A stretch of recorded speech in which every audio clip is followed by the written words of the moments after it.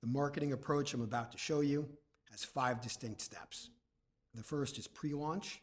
This is where you're going to build up your audience. You can start doing this even if you don't have a book out yet. The second is launch. This is getting your book up on Amazon in an effective way. Then we're going to go into release week. This involves getting a bunch of early sales for your book and hopefully triggering Amazon to start recommending it for free. Then we're going to get into promo week.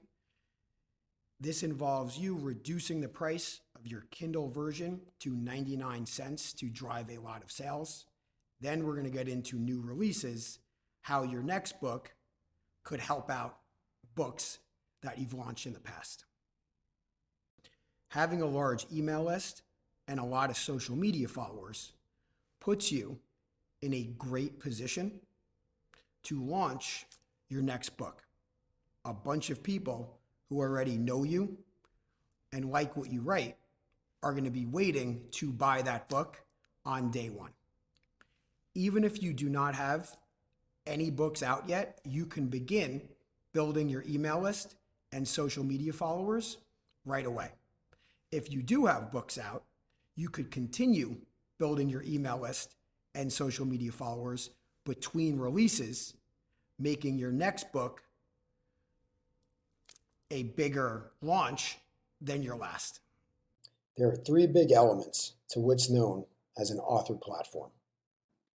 We're going to get into a lot more detail with this stuff, but here's a quick overview of my author website, the system I use for email marketing, and one of my social media profiles. As you grow your website and drive traffic to it, that could increase the size of your email list. As you get more subscribers on your email list, your social media following can grow. As your social media following grows, you can get new people onto your website. As this process continues, your audience gets bigger and bigger. Your author website is the foundation of your marketing platform. You can send people there from a variety of sites, and once they're there, they can learn more about you, join your email list, and buy your books. Even if you have no technical or graphic design experience, you can create a great author website very easily. Every author should have a website. If you already have one, hopefully you could pick up some tips in this video for adding content to your pages. If you don't have an author website yet, this video is going to teach you how to make one in an easy, affordable way. Though there are many tools out there for building an author website, the 2 I recommend are Bluehost and Weebly. Though Bluehost and Weebly are both good choices, there are differences. Both are affordable, but Bluehost is a bit cheaper. Bluehost works with WordPress, which is one of the largest website building services on the planet. Because of that, if you go with Bluehost, you can tap into WordPress's extremely large plugin library. A plugin is a specialized tool you can add to your website to give it additional features. You do not need a bunch of plugins, but if you do happen to want to add a lot of components to your site, Bluehost/WordPress probably is the way to go. Bluehost is very easy to use. Weebly, however, is even a bit easier to use. You definitely need a good domain name for your site. A non-custom domain name looks unprofessional. You want to go with your name followed by .com. For example, my website is tedgallady.com. If your name is already taken as a .com, a variation is okay. yournamebooks.com, for example. Bluehost and Weebly both let you search for available domain names and buy one. They are not expensive. Once you have your site, you're going to need to put stuff on it. Authors do not need highly complicated websites. At a minimum, you need a home page, an about page, and a books page. You also could have a blog. Not every author needs a blog. Some do. If so, you're going to want that blog to exist within your author website. If writing books is just part of what you do, your website might have a bunch of other content on it. That's fine. On the home page, you want to get across the genre that you write in. On my homepage, I have covers of some of my books. This gets across that I write thrillers with just a look. Another thing you want to put on the homepage of your site is a link to what's known as a reader magnet. We're going to get into a lot more detail on reader magnets, but for now, just know it is something that you should promote in a very prominent way on the homepage of your site. Your about page should get across your bio and give people your contact information. Here's my bio, brief, but I try to touch on points that a reader might be interested in. Here's my contact page. I've got email information at the top and then links to my social media profiles underneath. Your books page should show all of the different books that you have out. On mine, I have covers with brief blurbs of what each book is about underneath the cover. If you click one of these covers, I take you to a page dedicated to that specific book. I like using 3D book images on my site instead of just two-dimensional cover files. If you Google 3D book cover, you can find various free tools to create these images, and they only take a few seconds to make. Here's an example of a page dedicated to one of my books. At the top, I have the title. If the book happens to be part of a series, I mention the series information. I have a headline. This is an attention-grabbing piece of text about the book that's intended to draw a reader in. You're going to want to include availability. Where can people get this book? I then have a primary Amazon link. This is the link to the Amazon site for the country where most of my readers live. I'm an American author. Most of my readers are in the US, so I link to the Amazon US store in a more prominent way.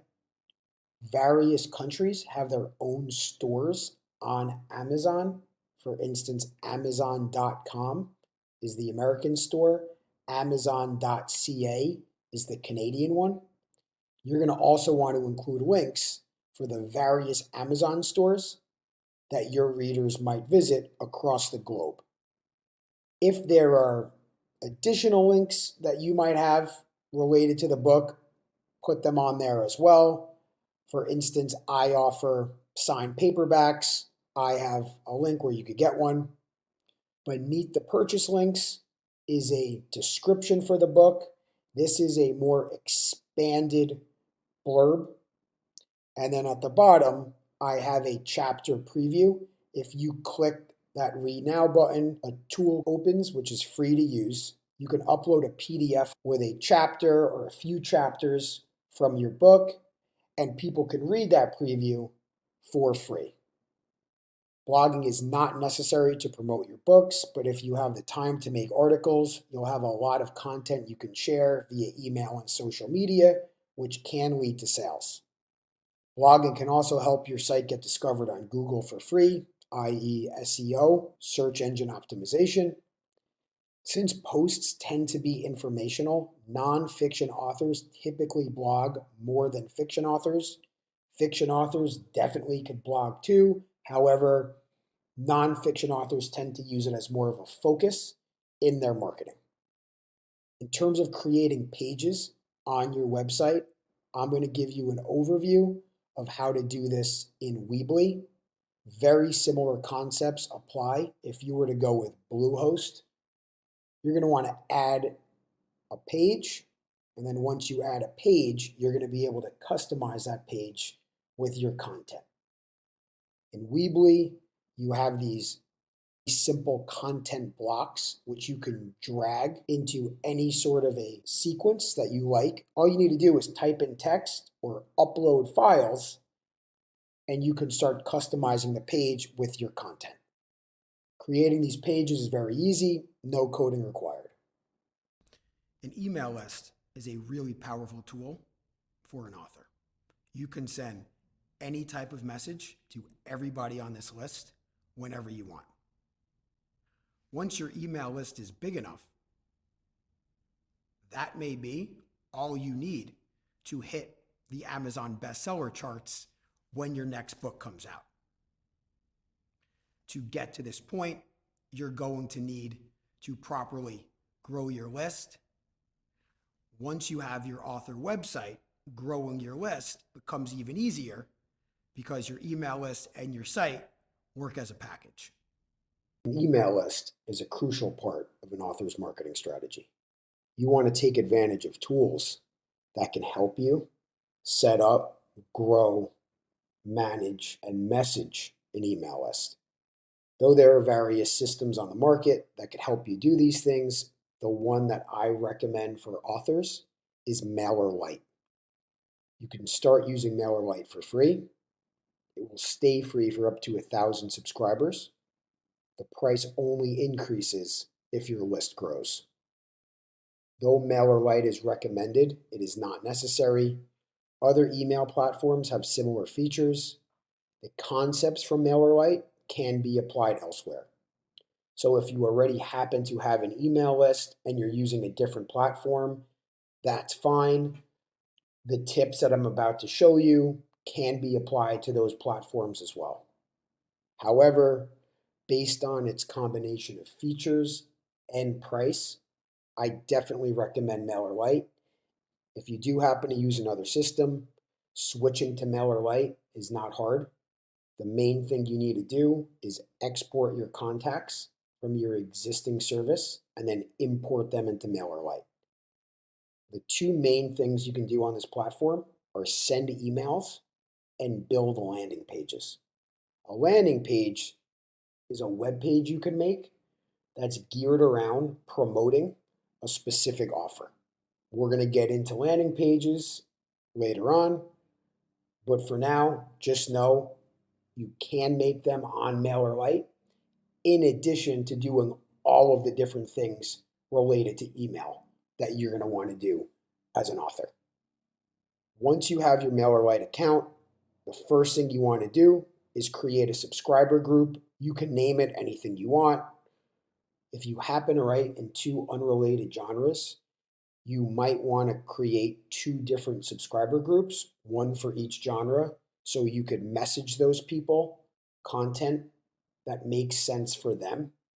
However, the vast majority of authors out there only need one subscriber group. Just putting a message on your website that says, hey, join my email list isn't going to cut it. Instead, what you want to do is give your website visitors something that they would like for free in exchange for them giving you their email address. This is the most effective way to grow a large targeted list of email subscribers. What you give away for free is known as a reader magnet. So what are some digital items that can be a reader magnet? These tend to differ a bit between fiction and nonfiction. For fiction, an example could be a book, a short story, flash fiction, which is extremely short fiction, the opening chapter of a book, or a bonus chapter. For nonfiction, you can also do a book as a reader magnet, a checklist, a tutorial, a case study, or the results of some sort of analysis you did related to the field that you write in. Giving away a book as a reader magnet tends to be for authors who have many books and they're able to make one completely free in exchange for email addresses. However, For the vast majority of authors, especially those just starting out, you do not want to spend 6 months creating a reader magnet from scratch. Start with something short. Length is not as important as an interest match to your potential reader. So if you happen to write mysteries, a 5-page mystery story would be a good idea for a reader magnet that you might be able to put together in a couple weeks, maybe a month. Many reader magnets are simple PDFs. Books are typically EPUBs. If you're not familiar with an EPUB file, that's just a file type that's directly compatible with Kindles and other types of e-readers. You can make them from simple Microsoft Word documents. Use tools for design and formatting. Many great ones exist that are made for things like this. A highly recommended design tool is Canva. They have a ton of templates, not only for designing reader magnets, but for designing various other types of content you're going to want to use in your marketing. For instance, social media posts and ads. There are a lot of stock images that you can use, all sorts of different fonts. Canva is free to use. However, the paid plan, which is not expensive, gives you access to way more features. So I would definitely recommend investing in that Canva paid plan. However, you can absolutely start for free. You do not need any graphic design experience to start using Canva. The tool is specifically made for people that don't have any graphic design experience. Even if your reader magnet is a text-based PDF document, you can use Canva to create a cover for that document, which can grab people's attention. If you're going to go with a book as your reader magnet, I recommend Vellum for formatting that EPUB file. It makes chapter breaks and spacing very straightforward.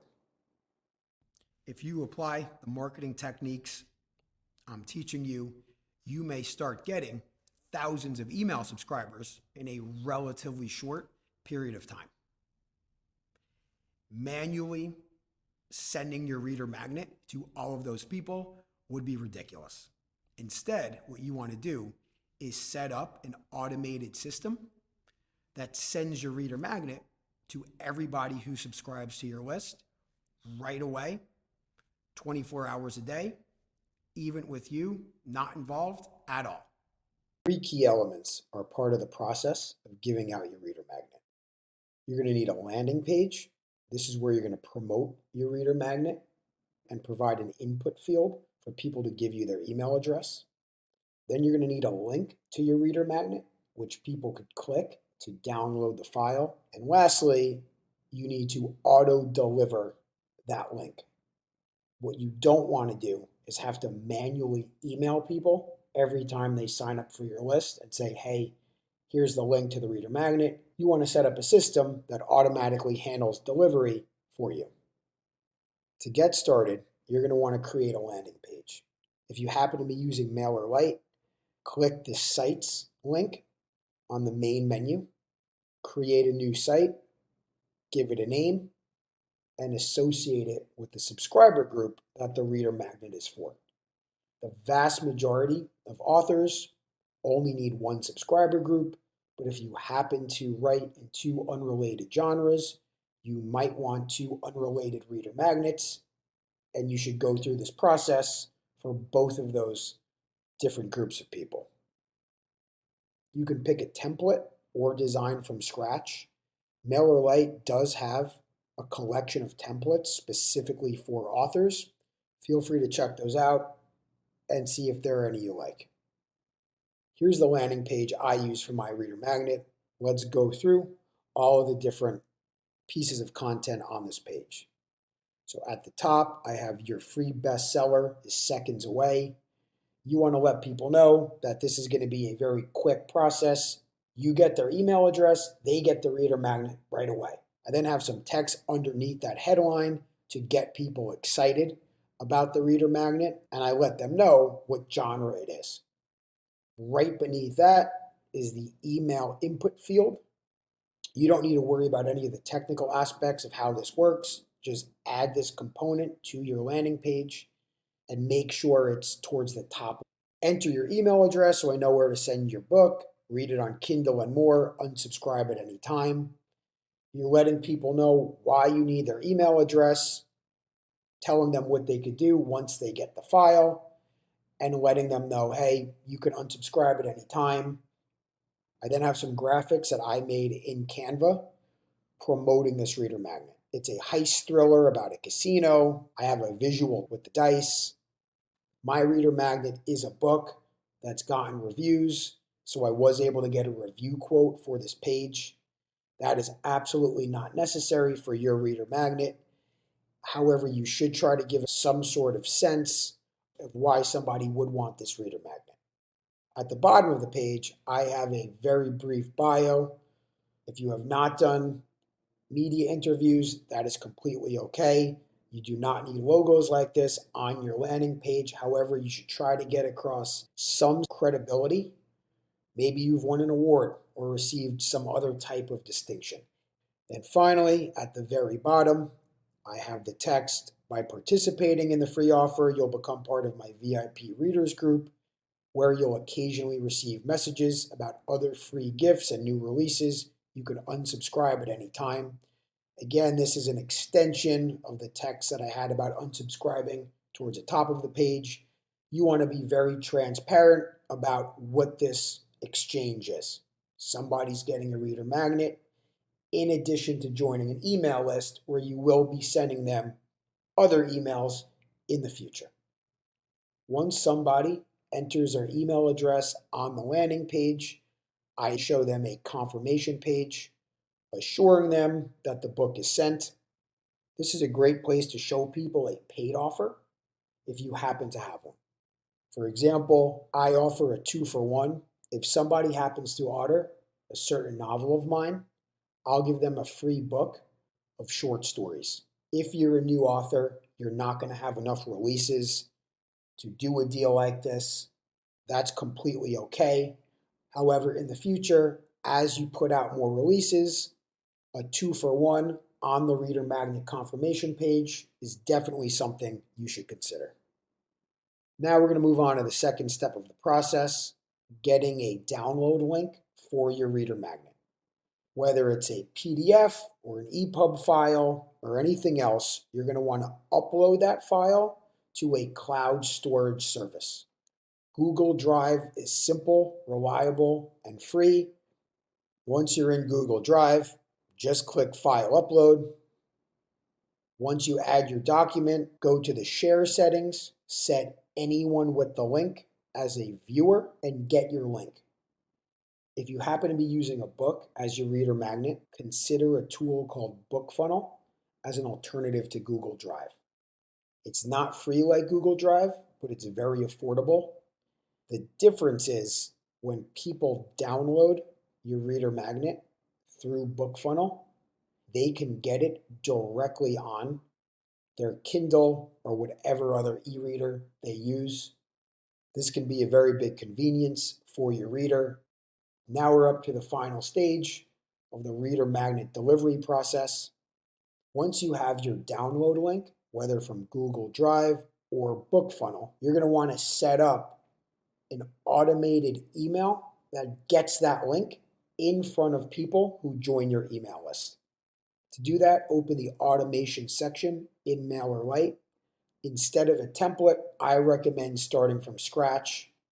That'll give you more control over adding steps to your email automation, which is something that we'll focus on later on. With email automation, you pre-write an email and establish a trigger for when that email should automatically be sent by MailerLite. In this specific example, the trigger is going to be when subscriber joins group. As soon as somebody joins your email list, you're going to want to send them your reader magnet. That trigger will accomplish that. After you select this trigger, you're going to be asked to add a step to your workflow. Simply select email. When you create the email, you want the subject line to contain the name of your reader magnet. For example, download followed by the name of your reader magnet. The body of the email should contain a sentence reminding people where they requested the reader magnet and what it's about. Then you want to provide a link for them to download the reader magnet. In MailerLite, you can highlight text and turn that into a link. For example, here, you can highlight download now and add a link to the reader magnet in Google Drive or BookFunnel. At this point, you've created a system for automatically delivering your reader magnet. What you next want to do is get email addresses. A great place to promote your reader magnet is the homepage of your website. All you need to do is take the landing page URL for your reader magnet and add it to a button on your homepage, and the automated system you just set up will handle everything from there. In MailerLite, open the Site section for the landing page you just created. If you go into the overview, you're going to see a link for your landing page, an extension of subscribepage.io, which is a domain that MailerLite manages. While you're here, I recommend turning off double opt-in. Double opt-in adds a confirmation step for people joining your email list. It's not necessary. Just to clarify, at this point, you're going to have a URL for your reader magnet landing page and then another URL for downloading your reader magnet. These are two completely different URLs, even though they're part of the same system. The landing page URL is the one you want to be focused on right now. That's what you want to put on your homepage. You do not want to put the direct download link to your reader magnet on your homepage. If you do, people will be able to download the reader magnet directly and you won't get a single email address. So make sure you're copying the landing page URL, not the reader magnet download URL. Once you have that URL, adding it to your homepage should only take a few seconds. You're going to want some text on your homepage, letting people know you're giving out a reader magnet, also letting them know what that reader magnet is. I have a video on my homepage where I talk about my reader magnet. If you want to do something like this too, I recommend it. However, it's absolutely not required, but you do need some text. As you can see, I've got Ted's giving you a free thriller book. When people come to your homepage, your reader magnet offer should be very prominent. However, certain people may arrive on your website without going through your homepage first. For example, let's say somebody clicks a link to one of your blog posts. They'll get on your site without seeing that reader magnet offer on your homepage. For cases like this, you should have another way to get that reader magnet offer in front of people. A pop-up is a very easy way to do this. A pop-up could appear on any page of your site, letting people know you're offering a reader magnet for free. A great tool for creating these pop-ups is Hello Bar. Once you set up your automated system to deliver your reader magnet, you're ready to start getting thousands of people signing up for your email list. Facebook ads can help you do this. Facebook lets you target a lot of people who are interested in your genre and show them ads for your reader magnet. These ads can be extremely effective at growing your email list, but they do cost money. If you don't have the budget to start investing in Facebook ads, that's totally okay. You can grow your email list with organic traffic, though this may take quite a bit longer.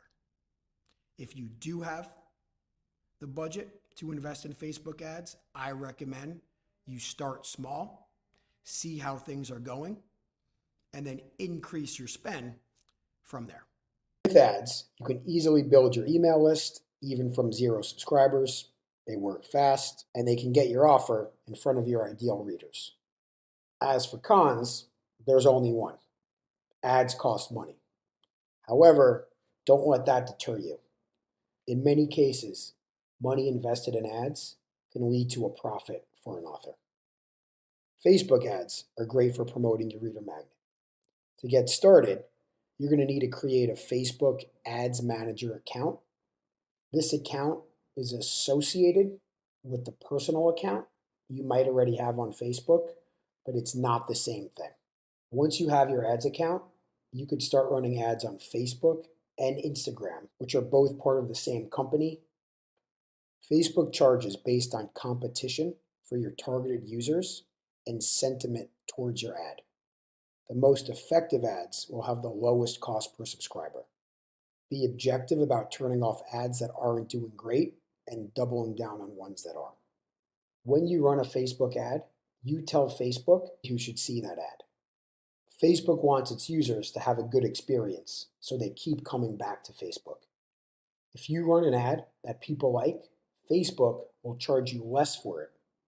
On the contrary, if you run an ad that people don't like, Facebook will charge you more for it. Facebook has various signals that help it determine if people do or don't like your ad. For example, number of likes, how people interact after they click your ad, and various other signals.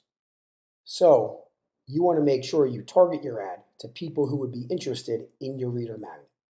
If you happen to write mysteries, targeting your ad to readers of mysteries would be a good idea. Not only will you be getting a lot of signups to your email list from that ad, but Facebook is going to charge you a good price. If you happen to have a mystery reader magnet and you were targeting it towards fans of science fiction, you likely wouldn't get as good of a response. Sure, some sci-fi fans also like mysteries, but not all of them. No matter who you target on Facebook, other advertisers out there are going to want to advertise to that group of people as well. There's naturally going to be competition for that audience. Facebook has an internal system it uses to manage all of this. You don't have control over that, but you do have control over targeting a relevant segment of Facebook users and creating an ad for those users that appeals to them. Facebook has various options. Two types are very well suited for reader magnets: traffic ads and lead ads. With traffic ads, you send people to your landing page. There are fewer steps to manage them versus lead ads. They have a higher likely cost, and there's more steps to measure the results from those ads. With lead ads, people subscribe to your email list on Facebook or Instagram with just a click. They don't even have to visit your reader magnet landing page. Lead ads involve more steps to manage. They have a lower likely cost than traffic ads, and there's fewer steps to measure results. Once you have your ads account set up, which is free, you're going to want to create a campaign. For buying type, go with auction. Then you're going to be asked to choose a campaign objective. Traffic and leads refer to the two options mentioned. I'm going to show you how to create each type of campaign. Once you have a landing page for your reader magnet, you can send a lot of people to it with Facebook traffic ads. If you're not ready to run an ad yourself today, that's fine. You can watch this video to get a feel for everything, and then when you are eventually ready to run an ad, you could come back to it. Feel free to pause the video to get a closer look at the different screens. The first thing you're going to want to do is put in your setup settings. Going with the recommended settings is less work and often results in lower costs. You're going to want to name your campaign. This isn't a public-facing name. It's just a way for you to keep track of the campaign. Just name it something that lets you recognize the campaign. For certain nonfiction books, like ones on politics, a category may be needed. But for the vast majority of authors running these ads, you don't have to put in a category. Once you've named your campaign, you're going to want to set up what's known as an ad set. This has a few different parts. We're going to go through all of them. First, you're going to name your ad set. I recommend going with something that reflects the sort of people you're targeting. So in this example, I'm targeting readers of thrillers, and I reference that in the ad set name. For conversion location, choose website, and for performance goal, choose maximum number of link clicks. Basically, you're telling Facebook that you're going to be driving traffic to an external website, your reader magnet landing page, and what you want to do is maximize the number of people who click your link and go to your landing page. Next, you're going to put in your budget. Starting with a low budget is usually better, especially for beginners. Though you can bring in a profit from Facebook ads, you should avoid putting a lot of money into ads right away before you know what works for your reader magnet. $10 a day is a good place to start. If your ad happens to be successful, you can very easily increase this daily budget going forward. Next, you're going to put in some demographic information about the audience you're targeting.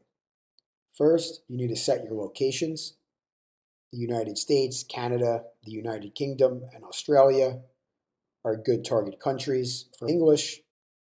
Next, you're going to put in an age range.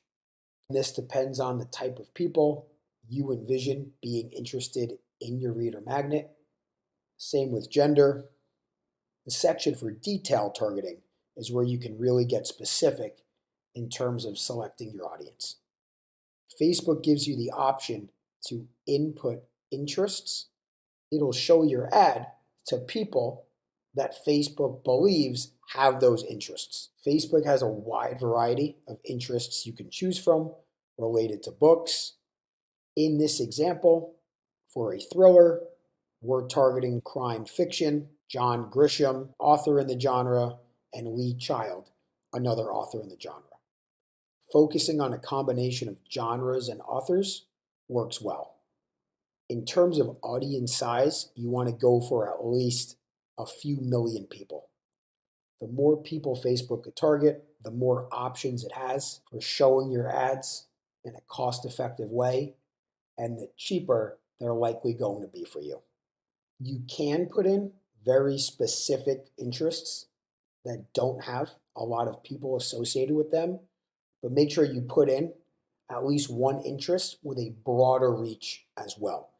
A tip to keep in mind is looking for the word literature next to genres that you select. In addition to targeting fans of books on Facebook, you also have the option to target fans of movies and TV shows. Since genres in these different formats have the same names, make sure you choose the literature option so Facebook knows you're going after fans of book readers within that genre. At this point, you could move on to creating the ad itself. Name your ad something related to what will be in it. In this example, I'm going to use a photo of an alley for my ad. You're going to want to connect your Instagram account so you can run this ad on Instagram in addition to Facebook. Next, choose Create Ad and don't select the button below, Multi-Advertiser Ads. Even though Facebook recommends this, these ads may not perform as well. Next, you're going to want to upload an image or video. That's going to be the main visual component of your ad. You can easily create these on Canva. You have the option to create different sizes of your image or video for different formats. Facebook will show the ad in. Canva lets you resize your image or video in a straightforward way. We're going to quickly step away from Facebook to Canva. You can go with an image or a video. If you're going to go with an image, try to get across some element of your reader magnet. If it's a fictional story, you can include a photo of a setting from that story. If your reader magnet is nonfiction, put in some sort of a visual that would get across the benefit somebody would get with your reader magnet. If you go to Elements and Photos, you could search Canva's large collection of stock photos for something that fits. I recommend you keep things simple. A single image can be extremely effective. Putting a bunch of text and graphics on top of the image could hurt performance. You can, however, add the cover of your reader magnet to go on top of a stock photo. That's totally fine. To do that, go to the upload section of Canva, upload the file for your cover, and then simply add it on top of the stock photo that you find. If you're going to go with a video ad, I recommend you video yourself explaining why people should download your reader magnet. If it's fiction, get people excited about your story. If it's nonfiction, get across the benefit somebody might get by downloading your reader magnet. You can shoot these videos on your phone.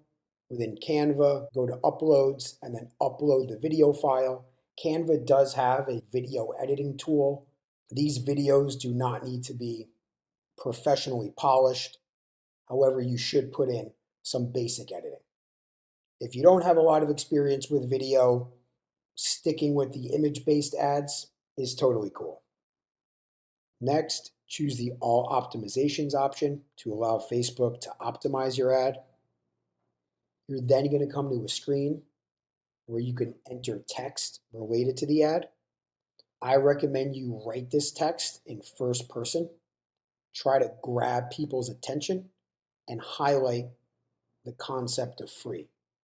As the call to action, go with download and have the optimized text per person option enabled. You have the option to put in different pieces of text.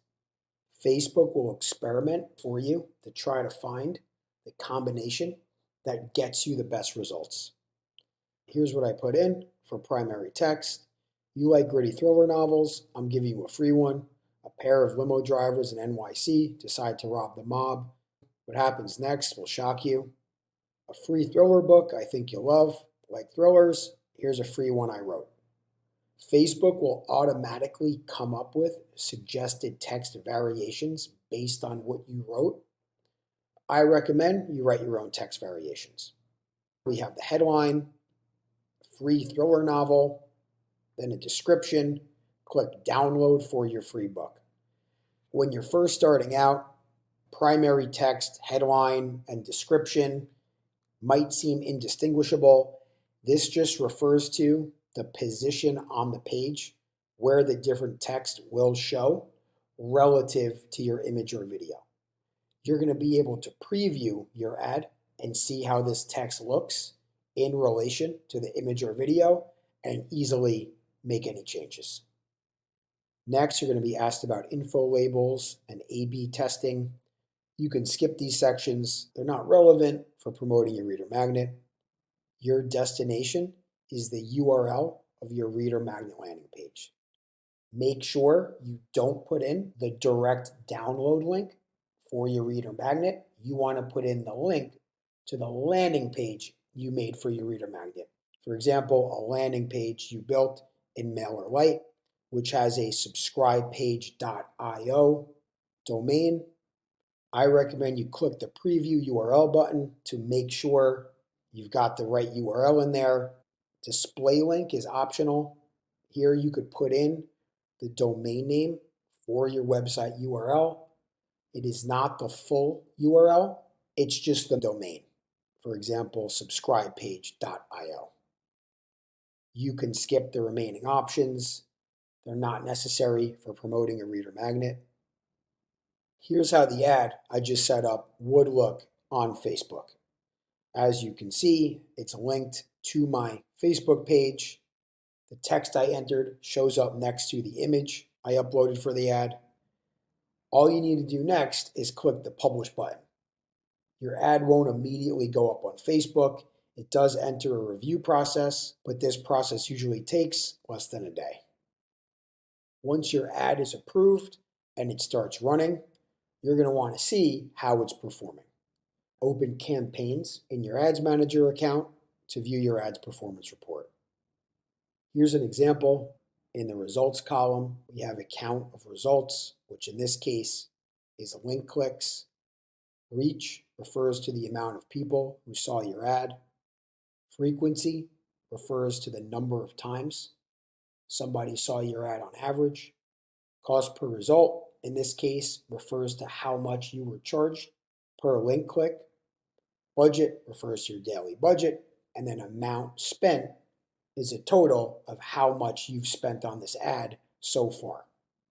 Though Facebook traffic ads will give you a cost per link click, what they don't directly do is give you a cost per new subscriber to your email list. With traffic ads, Facebook simply directs people to your reader magnet landing page. It does not measure people who sign up for your email list on that landing page. Lead ads, which we're going to discuss next, do that. However, you still could estimate your cost per subscriber from these traffic ads. To do that, divide the amount spent, which in this case is $972.67, by the estimated number of new subscribers in MailerLite during the course this ad was running. It's possible you could be getting email subscribers from sources outside of Facebook. If so, these numbers aren't going to be exact. However, they do work as a good estimate. For example, let's say before you started running this Facebook traffic ad, you were getting 5 new subscribers a day from other sources. After you started running a Facebook traffic ad, you began getting 10 new subscribers a day. When you do your calculation, subtract 5 people a day from your subscriber count during the course of the ad, since that's the number of subscribers you're likely getting from alternative sources. If your results are promising, you can up the ad set's budget if you'd like. If you're going to do this, a gradual increase in budget each day should get you better results than one huge increase in budget. If the initial results of your ad aren't promising, you can easily turn the ad off and try another. You can keep testing new ads for a better performer. Try different images and videos, text, and interest targeting. However, you should be aware of your time to improvement ratio. Since you're an author, a good portion of your day should be dedicated to writing books. There are a lot of different combinations of images, videos, text, and targeting you can test on Facebook. If you find yourself putting in many hours of testing just to decrease your cost per subscriber by a cent or two, that time commitment, which takes away from your writing, may not be the best idea holistically. Be aware of your schedule, your priorities, and your results. Facebook traffic ads can be great, but you might be able to get email subscribers at even better cost with Facebook lead ads. I recommend you go with tailored leads campaign versus manual leads campaign. Give your campaign a name, same as we went over with traffic ads. Unlike with traffic ads, you're going to see a conversion section. For conversion location, select instant forms. An instant form is how you can collect people's email addresses without them leaving Facebook or Instagram. Next, you're going to set up your ad, name your ad, and choose your format, and don't select multi-advertiser ads. Allow Facebook to optimize the ad. For text and call to action, follow the same guidelines as with traffic ads. Unlike with traffic ads, you're going to be asked to create a form. Once you click the Create Form button, you're going to be able to name your form, and then you'll be asked to fill out various fields to launch that form. Now we're going to go into the fields involved with launching your form. Choose more volume as the form type. As for a background image, choose Use the image from your ad. You want this form to be as simple as possible for people who see your ad. The more information you ask for, the less likely people will be to fill out your form. So you want to just ask for what's necessary, which in this case is an email address. Don't add any new questions to your form. By default, the form is going to include a question about somebody's name. go ahead and remove that. For the description, add a brief sentence about why you need an email address. In the example here, we have enter your email address so I know where to send your book. My reader magnet is a book. If your reader magnet happens to be something else, like a PDF document, write a description that reflects that. To run a lead ad, you need a privacy policy to exist on a website, and you need to add a link to that web page on Facebook. You do not need to hire a lawyer. You can find services online that let you create a privacy policy for free. Just do a Google search around create free privacy policy, terms like that, and you should see some good results. Once you have the text of that privacy policy, you're going to want to create a new page on your website, add that text to the page, and then put the link to that page on Facebook. You're also going to be asked about a custom disclaimer to promote a reader magnet. This isn't necessary. Now you're going to be asked to put in some text that users will see after they choose to give you their email address in exchange for your reader magnet. In this example, I have a headline, your book is sent, and then in the description, I mention a secondary offer. Like we already discussed, if you happen to have enough releases where you can run a 2-for-1, this is a great place to show that 2-for-1. If you don't have the ability to run a 2-for-1 right now or any other sort of a deal, that's fine. Just a simple confirmation message here is totally fine. If you are going to promote the secondary deal, you're going to need to link people to the landing page for that deal. For a secondary deal, you're going to be directing people off of Facebook to an external landing page. You're going to need a call to action for this secondary deal. You're going to want to choose view website for your call to action button. You're then going to put in a link to the landing page for your secondary deal, and you could customize the text. In this example, I have view deal. If you do not have a secondary deal to promote here, that's fine. You can still direct people to your website homepage, a blog post, a book page, or anywhere else you like. You can skip the remaining ad fields. They're not necessary to promote a reader magnet. Here's a preview of what this example ad would look like. It's associated with my Facebook page. We have an image, some text, and then a download call to action. If someone were to click that download call to action, they would remain on Facebook and see the lead form that I just set up. Not only are lead ads effective because they allow people to stay on Facebook to claim your offer, but people don't even need to type in their email address to give it to you.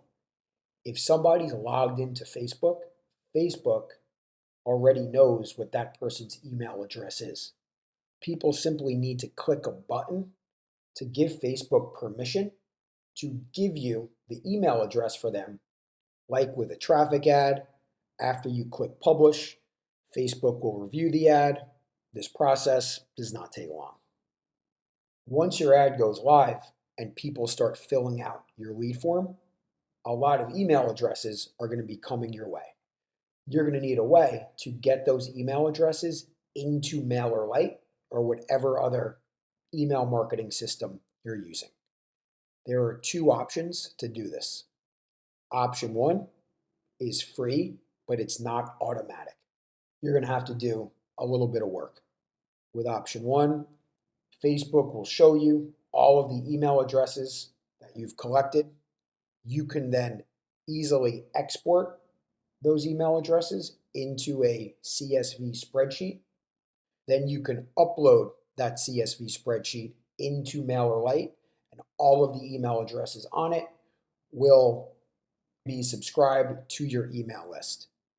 While you're running an ad, I recommend you do this once a day. Though this isn't a ton of work for you, what it does do is create a delay on the Facebook user's end for receiving your reader magnet. Until someone's email address is uploaded into MailerLite, they will not get the link to download your reader magnet. If you were to do this process once a day, everybody would get the requested reader magnet within a day, which is fine. However, people do have an expectation to get files from deals like this instantly, and a delay of several hours isn't ideal. With option 2, you won't have this problem at all, and you won't need to do any work to get email addresses into MailerLite. However, this option does come with a cost, though not a large one. You can use a connector service that will automatically collect the email addresses you get from Facebook and send them directly into MailerLite. All you need to do is set up this connection once, and it'll automatically work for you going forward. As with traffic ads, you're going to want to measure your results. However, the way result information is displayed for lead ads is different. For results, Facebook is going to show you the amount of leads. As for cost per result, you're going to get your cost per lead. You're not going to have to do any estimation calculations to get to this figure like you have to for traffic ads. Like with traffic ads, test different versions of your lead ads, but within reason. Be aware of that time to improvement ratio. Compare the results of your traffic ads to the results of your lead ads. I recommend you run at least one traffic campaign and one lead campaign and see where you're getting the lower cost per lead. Turn off what isn't working and double down on what is. Once you have an initial group of email list subscribers, getting more of them becomes easier. Other authors in your genre would be interested in promoting their reader magnets to your audience. Because of this, you can partner with other writers and do what's known as a cross promo. You get your reader magnet in front of another author's audience, and you do the same for that writer. Not only can cross promos help grow your email list, but they don't cost you or your partner author any money at all. What's known as an email swap is at the center of a cross promo. When two authors are working together, each will send an email to their subscribers on behalf of the other. In this example, we have two authors, John and Amanda. Each of them already has some email subscribers, and each of them has a free book they're giving out as a reader magnet. John would email his subscribers and say, hey, check out this great free book by Amanda, and provide a link to Amanda's reader magnet landing page, and Amanda would do the same for John. In this dynamic, neither author has to pay any money for exposure. John wins, Amanda wins, and their subscribers also win because they're getting access to another relevant reader magnet for free. So how do you find authors you can do cross promos with? Partners should write in the same genre and ideally subgenre as you. Let's say you write intense police procedural mysteries. Ideally, you would partner with an author that writes similar mysteries versus an author that writes more lighthearted comedic mysteries.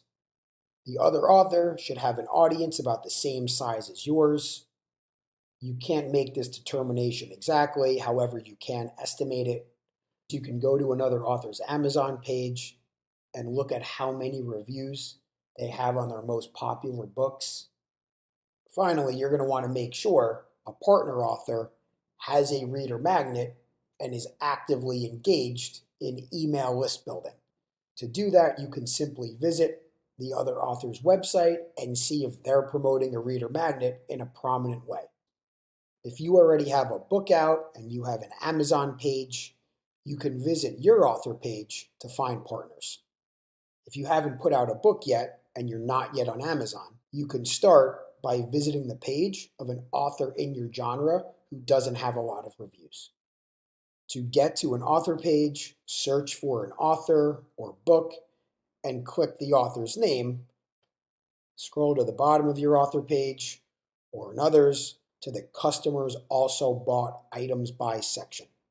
As people buy your books on Amazon, Amazon collects a lot of statistics about who's buying them and cross-references those statistics with the sales data of other authors. This results in a list of authors who appeal to the same audience as you. Write down these authors' names, then visit their author pages, go to the bottom, and look for more related writers. Keep repeating this process until you have at least 20 names. Next, you're going to want to visit the website of every author on the list. Sometimes their site is listed in an Amazon bio. If they have a website, it should come up towards the top of the results. Make sure they promote a reader magnet on their site. If they do, great. This is an author you're going to reach out to. Go to the contact section of their website and find an email address. Once you have email addresses, you want to reach out to these authors. Don't send a mass email to all of them at once. Personalize the email with the author's name and the title of the author's reader magnet. Go into a sentence about yourself and what you can give. Say something like, I have X amount of subscribers and I'd like to send them a link to the other author's reader magnet for no charge. Mention you'd like the author to do the same for you, then ask about available dates. A cross promo isn't the only marketing tactic you open yourself up to once you have an initial group of email list subscribers. The other one is known as a viral giveaway. These can get you a ton of new subscribers in a relatively short time frame. Plus, they can get you a ton of social media followers in the same amount of time. With a viral giveaway, you offer a prize to a randomly selected winner. You send your email subscribers a link to enter and incentivize them to share your giveaway with a bonus point system. If somebody shares the giveaway and they get a friend to sign up for the giveaway, the person who shared the giveaway gets bonus entry points and has a higher chance of being the randomly selected winner at the end of the event. Every new person who signs up also has access to this bonus point incentive system. For anybody to enter the giveaway, they need to input an email address. These emails can then be subscribed to your email list. You also can offer bonus entry points for social media follows. For example, if somebody follows you on Facebook, they get an extra entry point. You can customize your own incentive system. Here's an example. People get 1 entry point for signing up with their email address. They get an extra entry point for every social media follow and 3 extra entry points for every friend referral. Here's a page for a viral giveaway that I recently ran. For my prize, I was giving out 3 books. I also let people know that whether or not they win the giveaway, they definitely get a free book, my reader magnet, just for signing up. Use a tool like UpViral or King Sumo to automate entries and winner selection. You absolutely do not want to run an event like this using spreadsheets. Use a software tool that's built to do all of this stuff. Choose an appealing digital prize relevant to your books. Example, 3 new ebooks by world-famous authors in your subgenre. Though you can offer a physical prize, for example, paperback books, this creates a bit of complexity with shipping, especially if your giveaway is open internationally and you're going to have to ship to a different country.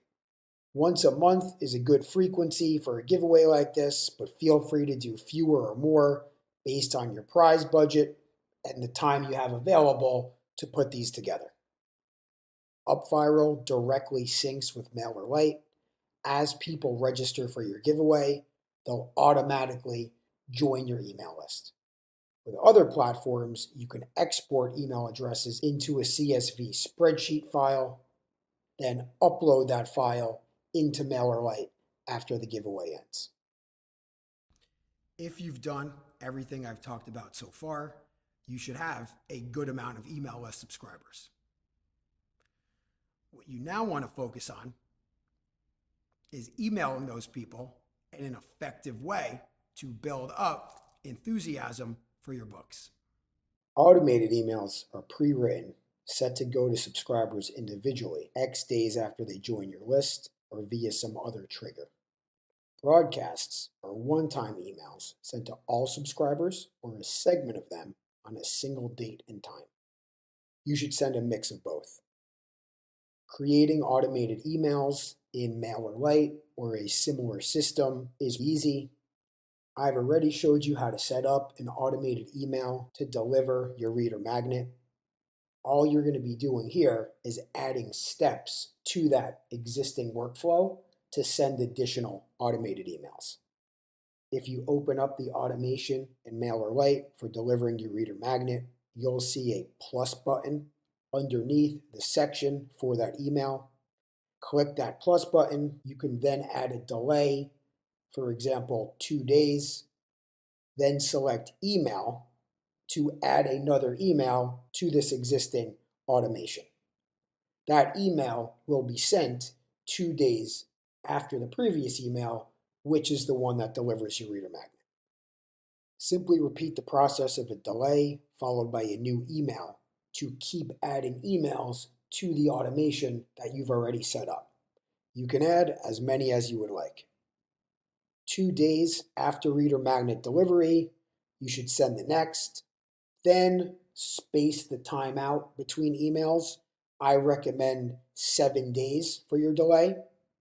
You can up this to 14, 21, and 28 days depending on how many emails you plan to send.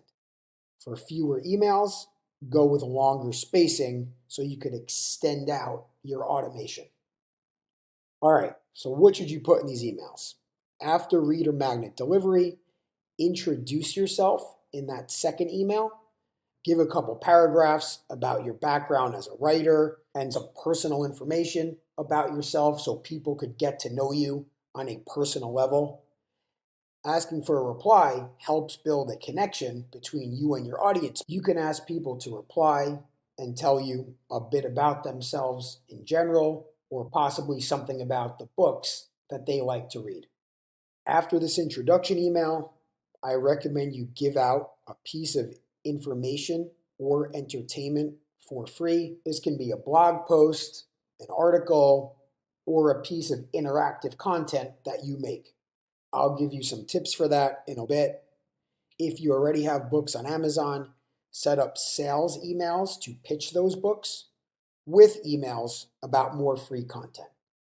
You can go for a sequence where you send out a sales email, then an email about something for free, another sales email, followed by another email about something for free.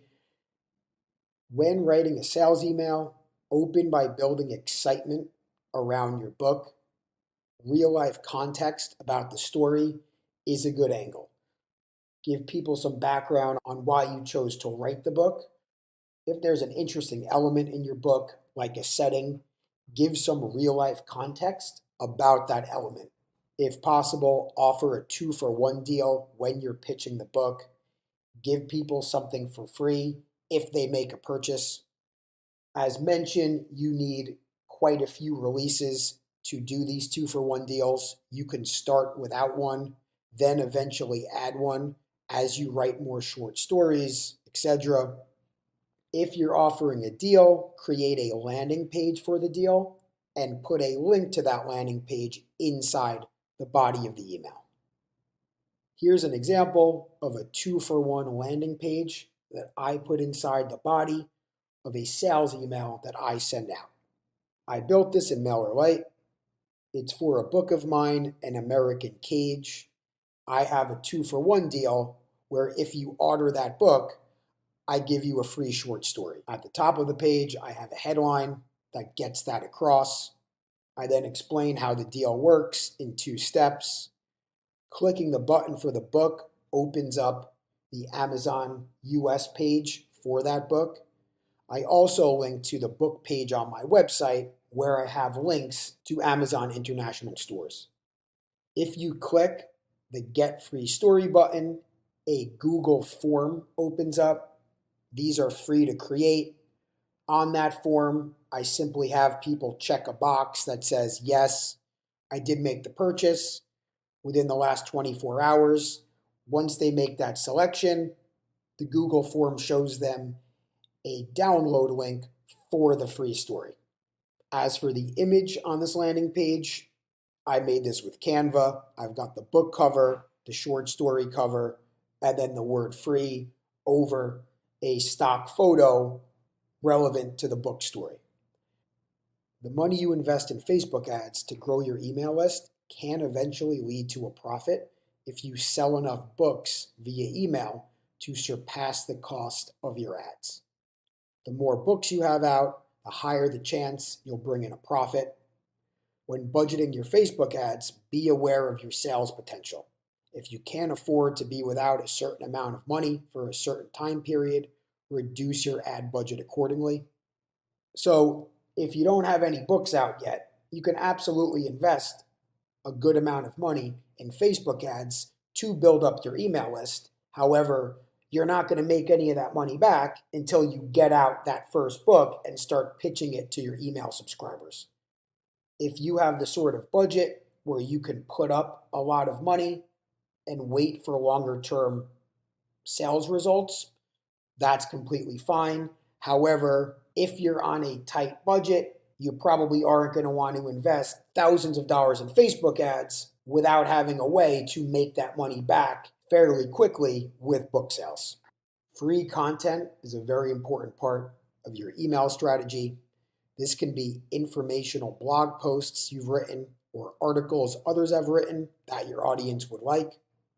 Free content can be reading lists for fiction or nonfiction, books your audience would like, organized in a helpful way via a post on your blog. Free content can also be interactive content for fiction or nonfiction. For example, online quizzes, polls, etc. Outgrow is a recommended tool for making interactive content. You can use templates to make content you feel your audience would like. Quizzes and anything else you make on Outgrow will have their own URLs. All you need to do is put those URLs inside of an email, and then at the top of the email, write a bit of context, letting people know, hey, here's this free quiz or whatever else that I think you'll like. Be sure you make this interactive content related to the genre you write in. For example, if you write mysteries, you can possibly do a trivia style quiz around popular mystery books and authors. As mentioned, a broadcast email is a one-time message that goes out to a lot of people on the same date and time.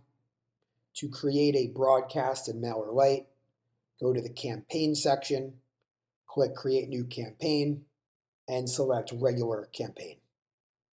Broadcasts are for time-relevant emails, where automated emails can be set up once and delivered to people at any time. An example of a broadcast email would be a cross-promo email you send out on behalf of a cross-promo partner. Once you and the partner author agree on a date, you would send out an email to your entire email list on that date, pitching the other author's reader magnet. Other examples of broadcasts would be announcements about new viral giveaways, the winner of a recently ended viral giveaway, an upcoming book release of yours, and news about you or your genre. Here are some general emailing tips that apply to both automated and broadcast emails. You want to build curiosity in your subject lines while staying on topic in the body of the email. It's a good idea to raise a question in a subject line. You can specifically ask a question, or you could bring up a topic that people are going to be curious about, causing them to open up the email to learn more. For example, a subject line might be, "This is shocking." People are going to want to find out, what is this? What's shocking? And open up that email. It's very important that you don't mislead people with a sensational subject line that doesn't tie into the body of the email. You need to make sure you stay on topic and speak to any questions you raised in the subject line. If you go with something like, "This is shocking" in the subject line, in the body of your email, you need to describe something that's actually shocking. Every email should focus on a single call to action. Though it may seem like a good idea to put 10 different links inside of an email, thinking, hey, the more links I have, the higher probability somebody's going to click on one of them, this actually isn't the way to go. Your email should be focused around a single call to action. You want to use the body of the email to give people a reason to click that link. With 10 different links, your email is either going to feel very watered down or it's going to be extremely long. At most, add one JPEG photo per email. Photos with larger file sizes can sometimes get filtered by email providers into spam folders. JPEG photos tend to be a good size for email. You do not need a photo in every email. If you are going to use a photo, just use one. The more photos you put in, the higher the chance your email goes into the spam folder. Another important tip for avoiding the spam folder is to not mention the word free anywhere in your email. This includes the subject line and the body. Even though you're going to be promoting a lot of free content within these emails, the word free often can be interpreted by email providers as an indication of spam. What I recommend is using phrases that get across the concept of free without mentioning the word free. For instance, you can say, "Get a short story for nothing" instead of "Get a short story for free." Scheduling emails at 11 a.m. tends to lead to good open rates. Whatever time zone you feel is most common for your readers, schedule your emails for 11 a.m. in that time zone. Here's an example of one of my emails. This is the email associated with that 2-for-1 landing page that we went over a little while ago. The subject line is, "Think you could escape prison?" I ask a question that hopefully gets people's attention. Then in the body of the email, I discuss a book about Prison Break. I try to build up excitement around the story. I mention the 2-for-1. I use the word complimentary instead of free. That button, "Get the book and story," that's my call to action. That links to the landing page that you saw before. I've got one photo in there. At the bottom, I repeat the same call to action. Email is just one of the major ways you can grow your audience, communicate with it, and build up enthusiasm for your books. Social media lets you do this too. With social media, if you have the right approach, you can reach millions of people in a very short amount of time, completely for free.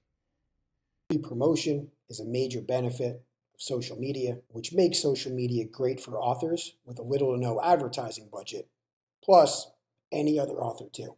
Even if you have a huge advertising budget, social media can expand your audience even more. Social media can help grow your email list, and your email subscribers can help grow your social media following, as we went over with viral giveaways. Finally, you can build a long-term connection with readers on social networks. People could comment on your posts, you can comment back, and a personal connection can develop. Don't post the same content on every platform. Different ones are better suited for different goals. Invest your time into what you like creating and what translates into results. For example, if you love making videos and you see those videos are leading to new email signups and book sales, focusing on video sounds like a great idea for you. If you don't like being on camera, don't force yourself to make videos. There are other formats that can be really effective too. Limit sales posts to no more than 20% of your total. Yes, you can pitch your books on social media, but the vast majority of your posts should not ask for any money at all. If you build up excitement about your books and a connection with your audience, the sales will come naturally. Finally, be ready to adapt. Popularity shifts are common every couple of years. Today, certain social platforms might be really popular. 2 years from now, that could change. However, if you get comfortable creating social media content, even if things change in a couple of years, you'll have a lot of experience and can easily adapt to a new platform that might be around. Some platforms are great for connecting with your existing audience. Some are great for bringing new people into your audience. Some are equipped for both. I'm going to get into those specific differences soon. Here are the major platforms for authors. Yes, there are others out there, but in general, these tend to bring the best marketing results for authors. One of the best ways to connect with your existing audience is Facebook. Facebook is great for sharing content with people who already know who you are and having online conversations with them. Here is a screenshot of my Facebook page. You can add a photo. I recommend you create a graphic to promote your reader magnet. You can easily put these together in Canva. Your Facebook author page is different than your personal page. If you already have a personal Facebook account, just log in, go to Pages, and then select Create New Page. Not only should you use a graphic to promote your reader magnet, but add a link to your website in the About section of your Facebook page so people could just click a link directly on Facebook, go to your website, and subscribe to your email list to download the reader magnet. Facebook posts can be text only. They also could be a photo or a video. If you were to add a photo or video, you could include text as well. You also could include a link to an external website within these posts. You can add hashtags to the end of these posts for terms that are relevant to what you're posting about. Aim for 3 to 5 hashtags. You can use Canva to find templates which you can customize with your content. You also have the option to start from scratch on Canva and use stock photos and text to put together posts in a more custom way. Though Facebook ads tend to not perform as well if you have a lot of text on your image, the same is not true for Facebook posts. A decent amount of text over a stock photo is totally fine. Just to be clear, though a Facebook post may look like a Facebook ad, these are very different things. You need to pay for Facebook ads. Facebook posts are completely free to put out. So, what should you post about? Here are some recommended topics. However, feel free to post about other things as well. Your viral giveaways, your interactive content that you make on Outgrow, your blog articles other people have written that your audience would like, book or movie recommendations in your genre, tips relevant to your genre. This is particularly useful for nonfiction authors, news relevant to your genre, your upcoming and new releases. You can show the cover of an upcoming book, include a link to a chapter preview, and then, of course, announce when your book is out. If you happen to be running a discount for a book, social media is a great place to promote that discount.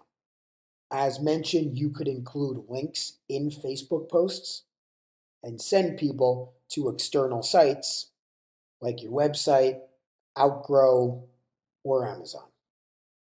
Here are some examples of Facebook posts that I've put out. On the left is a new release announcement I made when my book Frozen Dream came out. As you can see, I linked to the Amazon page for that book. On the right is a movie recommendation that I felt a lot of my Facebook audience would like. Aim for at least one post per week on Facebook, with one daily, a great goal. Though posting more frequently can help grow your account, be aware of your priorities, especially the time you need to dedicate to any new writing project you may be working on. Posting on social media shouldn't feel like a burden. Yes, you can lower your frequency for a while, pick a schedule that works for you, and don't worry if you have to adapt. Like with Facebook ads, videos don't need to be polished with hours of editing. A simple video you record on your phone of you talking into the camera can be great. I highly recommend you use a tool to schedule your posts. This way, if you happen to have some free time to dedicate to social media, you can make 10 or 15 posts in one day and then schedule them to go out over the next few weeks while you're busy working on something else. A recommended tool for scheduling these posts is Tailwind. Not only can you schedule Facebook posts on here, but Instagram and Pinterest ones as well. Short videos, like the ones on TikTok, have gotten extremely popular. TikTok is known to have a massive amount of book lovers on its platform. If you make TikTok videos, you can also easily add them to Instagram and YouTube to grow your reach even more. Books are an extremely popular topic on TikTok. TikTok has a massive book talk audience. Hashtag book talk is used in TikTok posts about books. A lot of these videos are made by authors and book reviewers, but other people as well. The book talk hashtag has already generated multiple billions of views. Any video you make on TikTok can be repurposed to Instagram Reels and YouTube Shorts. These are the parts of the Instagram and YouTube platforms that are dedicated to short vertical videos.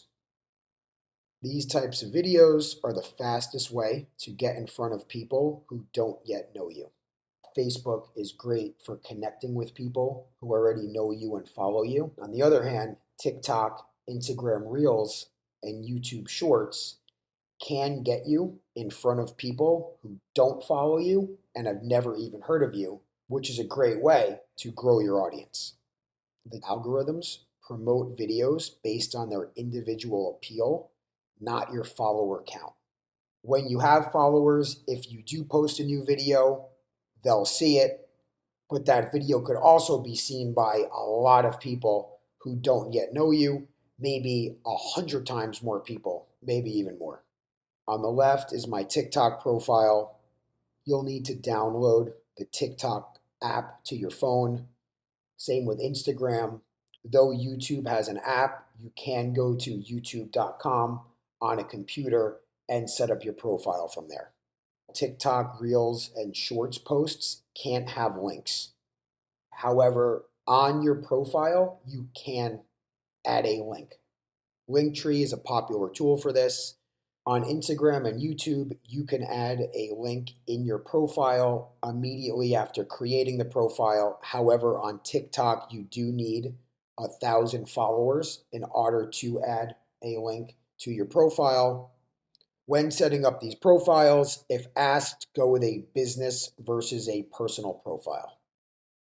Topic reach is a main driver of views. If your video is about a topic that many users on the platform have already viewed videos on, especially recently, your video will have a good chance of getting a lot of views.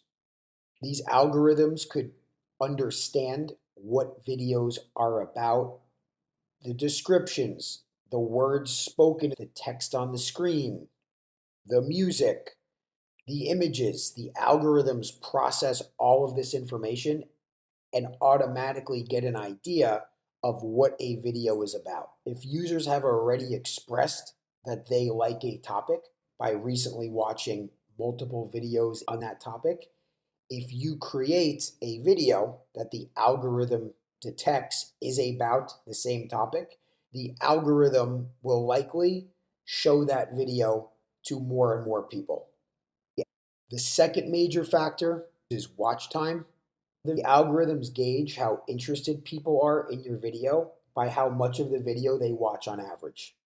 If you have an 8-second video and on average, after a second and a half, people are swiping away onto the next one, the algorithms will interpret that as a negative signal. This video isn't capturing the attention of people. However, if you have an 8-second video and on average, people are watching 7.5 seconds of it, the algorithm is going to interpret that as a positive signal. This video is able to hold people's attention. They're enjoying it. The third major factor for views is engagement. That's the number of likes, comments, saves, and shares your video gets. Engagement is not as important as topic reach and watch time. However, high engagement can definitely be a positive signal. Here's an example of how this could all come together. Let's say there's a topic out there that an algorithm believes 1 million users are interested in. You post a video on that topic. The algorithm is not going to show it to 1 million people at once. The algorithm might show it to 200 people. It's going to then analyze the watch time and engagement signals that those first 200 people are providing. If those signals are strong, the algorithm might then show it to another 1,000 people within that million. It's going to again look at the watch time and engagement signals. If strong, it may show it to 10,000 people. Once the signals start dipping, the algorithm will slow down showing your video to more people. But if the signals continue to be strong, it'll show your video to more and more people towards 1 million. If you happen to create a video about a topic that has 100 million interested users, the same process goes into effect with your view potential even higher. Clearly, you're going to want to identify video topics that have a high reach. A great tool for doing that is vidIQ. You can type in keywords and it'll give you a bunch of topics based on those keywords, along with how many people on average are searching for those topics on YouTube.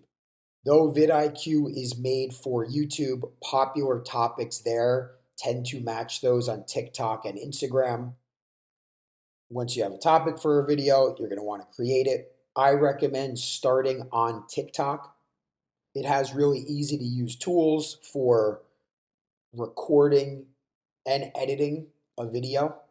Record yourself directly onto TikTok and use its in-app tools for editing on-screen text and images and music.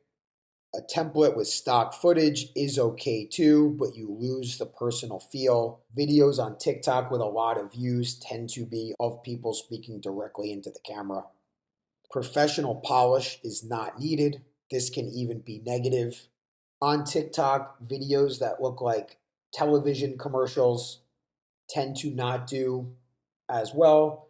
Once you post a video to TikTok, you can use a tool, snaptic.app, to download the video without the TikTok watermark on it. The watermark is the TikTok logo that moves around the frame of the video. Once you use Snaptic to get rid of the watermark, you can simply upload that file to Instagram and YouTube and triple the potential reach of your video. The shorter the video, the higher your average watch percentage needs to be. If, for example, you're making a 5-second video, your average watch time definitely needs to be well over 4 seconds if you want the algorithms to start pushing out that video. Regardless of video length, you want to hook viewers instantly and give them a reason to watch until the end. Entertaining, educational, or thought-provoking videos tend to get a lot of views on these platforms. You might be able to make a video about an extremely popular topic and get 1 million views. However, if that topic isn't related to the book genre you're writing in, that video isn't going to help you much as an author. So you want to go for high reach topics that are relevant to your genre. Ideally, you'd want to spark a conversation. Any sort of a video that's going to make people comment can significantly increase your engagement and watch time numbers. As people post comments and read the comments of others, your video loops in the background, which boosts your average watch time. Because of this, you might have an 8-second video with an average watch time of 12 seconds. Videos with a watch time over 100% are interpreted in a positive way by the algorithms and can be seen by a lot more people. I asked people what they would do if they were in a character's place from a book of mine. Since I write thrillers, these are about high intensity situations, which can get a lot of people's attention. I try to get across thought provoking moral issues. Videos of mine in this category are 6 seconds long. I show the cover of the related book in the corner for the last 2 seconds, and then I include some relevant music. There's no talking, just text on the screen. They don't take very long to make, and some of them have gotten a good amount of views. Within your description, I recommend you add a call to action. If, for example, your video is about a book you wrote, tell people how to get the book. Adding keywords can help the algorithms understand what your video is about. When I'm posting a video about one of my books, I like to include the word book. I also recommend you put in your genre and a relevant world famous author. You might say something like, "This thriller book is a good fit for fans of Lee Child." For YouTube, not only do you get a text description, but also a text title. Try to appeal to viewers of the video while putting in relevant keywords that the algorithm can use. On TikTok, I recommend you add up to 5 hashtags at the end of the description, including FYP, which refers to the For You page, which is where TikTok shows people videos, and Book Talk. As mentioned, this is TikTok's hashtag for videos about books. Genres followed by talk tend to be popular hashtags on TikTok. If you're addressing other authors or books, in your description, you can include a hashtag for other book titles, series titles, and author names. On Instagram, take a similar approach to hashtags, but without TikTok specific hashtags. So don't use Book Talk. Instead, use Bookstagram. YouTube's a bit different. You don't want to put hashtags in the description of your YouTube video. Instead, you want to put them at the end of the title. You definitely want to use hashtag shorts. I then recommend you include 1 or 2 other hashtags that are relevant to your video. Momentum can help grow your accounts. 3 to 7 posts a week is a good goal. Some people do up to 4 a day. Unless you have a lot of available time in your schedule, I would not recommend 4 posts a day. Also, quality is more important than volume. Putting out 10 videos with 500 views each isn't even half as effective as one video with 11,000 views.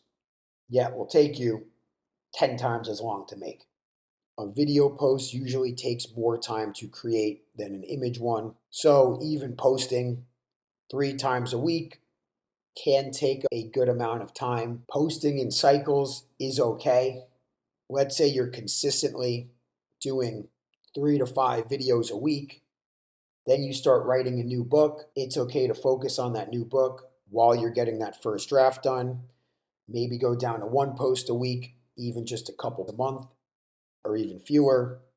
If you were looking to start a career as a social media personality, posting 4 times a day without any drop off probably is a good idea. However, as an author, writing, of course, needs to be your main concern.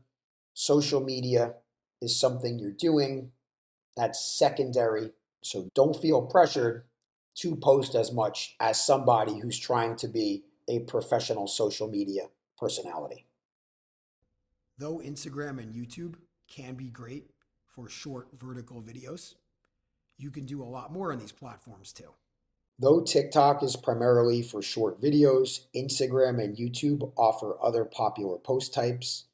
Instagram has photos and stories, and YouTube has long form videos. Here's a screenshot of my Instagram profile. If you click the blue and white button towards the top, you can add a story. This is a post with one or more photos and videos that lasts 24 hours. Links are allowed in these posts. The button towards the bottom of the screen is for a photo post. These don't go away in 24 hours. You are not allowed links in these posts, but they are a good way to get people to your profile where they can see your Linktree link. Instagram accounts are often used by authors to post content that isn't related to their books, trips, social events, hobbies, etc. Though I recommend your short vertical videos be related to the genre you're writing in, photo and story posts on Instagram are a bit different. They're a good way to give people a sense of your personality. Though these posts may not directly lead to book sales, they can help build a connection with your followers, which is a good thing and can eventually indirectly lead to more book sales. You can easily schedule Instagram photo and story posts with the Tailwind tool, which we talked about for Facebook. Now let's talk about some of the other things you can do on YouTube. Traditional YouTube videos are horizontal and usually at least 8 minutes long, many over an hour. Like YouTube Shorts, topic reach and watch time are important signals for high views, while SEO, which stands for search engine optimization, and thumbnails are important too. Like Shorts, with your long form videos be entertaining, educational, or thought provoking in relation to your genre, and ideally try to start a conversation. The general approach to short and long YouTube videos is the same, but with longer videos, you have the ability to go into way more depth. YouTube is a Google owned search engine. People search for all sorts of topics on YouTube. The vast majority of video results they see are for long form videos. If your video titles and descriptions properly reflect targeted keywords, your videos can show up high in search results, which can get you a lot of views. With long form videos, you can add a thumbnail, which is a still image that represents your video. These thumbnails show up in search results. Ideally, your thumbnail will help your video stand out and cause people to click it versus other videos that show up in the search results. Good thumbnails bring in a high click-through rate, abbreviated as CTR. Making a thumbnail is not difficult. You can go to Canva, use a template, or make one from scratch. Here's an example of a thumbnail I made on Canva for a long-form video where I give writing tips. If your long-form videos are drawing positive signals for the YouTube algorithm, YouTube will begin recommending them. Your thumbnails will show up on the personalized pages of YouTube visitors who have viewed similar videos. If you keep generating a high click-through rate and watch time, more people will be recommended your video. You should include links in your long-form descriptions. They're allowed. Unlike with shorts, professional polish does tend to matter. You don't need long-form videos to look like TV commercials, but the production standard is considerably higher. Get a tripod with a light, find a good place to shoot, and use a quality editing software or hire a professional editor. vidIQ, which I mentioned earlier, is a great tool for assessing search volume for keywords, not just for short videos, but for long form videos as well. vidIQ also gives you a competition rating on topics. Popular topics that don't have a lot of competition can be a bit tricky to find. However, they are out there, and vidIQ makes it very straightforward to search for them. You definitely can try editing yourself. If so, I recommend InVideo, which is an easy to use editing tool. If you don't have the interest or time to make videos, you might want to focus on the platform X, which is primarily filled with short text posts that you can make in seconds. On X, provide a brief bio and promote your reader magnet in your profile with an image and link to your website. Go with a professional versus personal profile.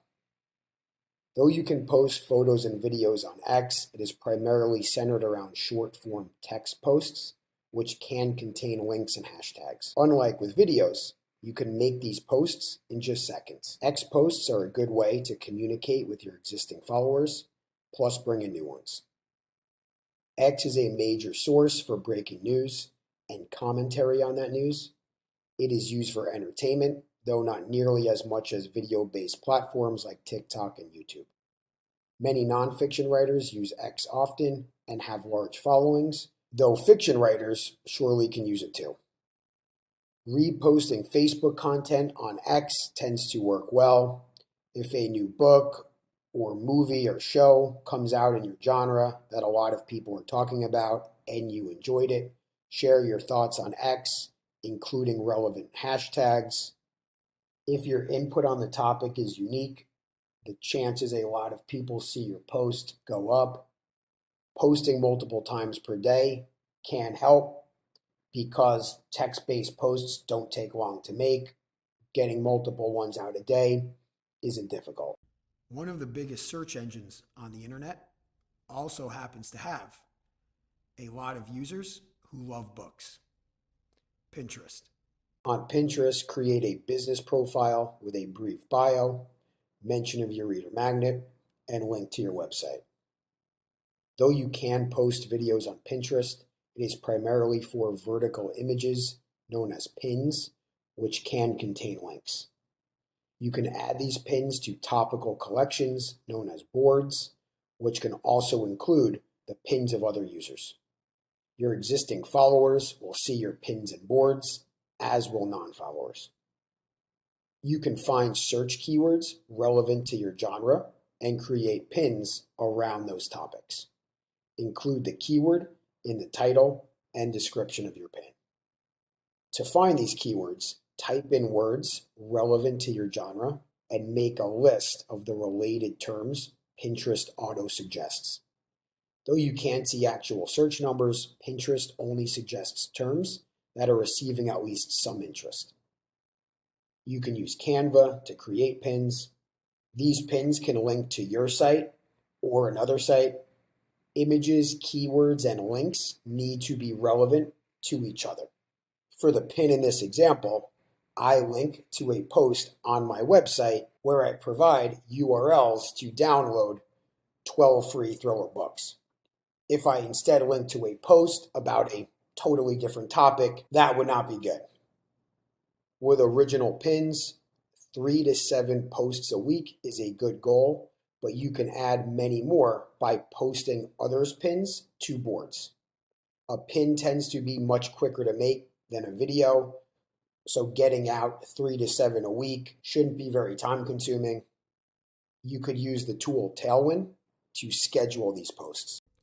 The social networks I've talked about so far can be excellent for authors, but none of them are specifically designed around books.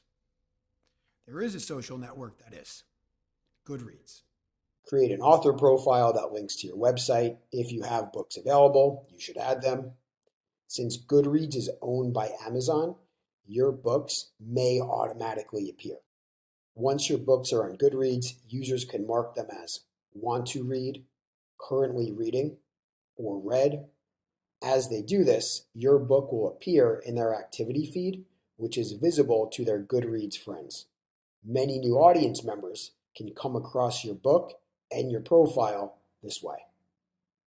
A lot of users who mark a book as read also leave a review.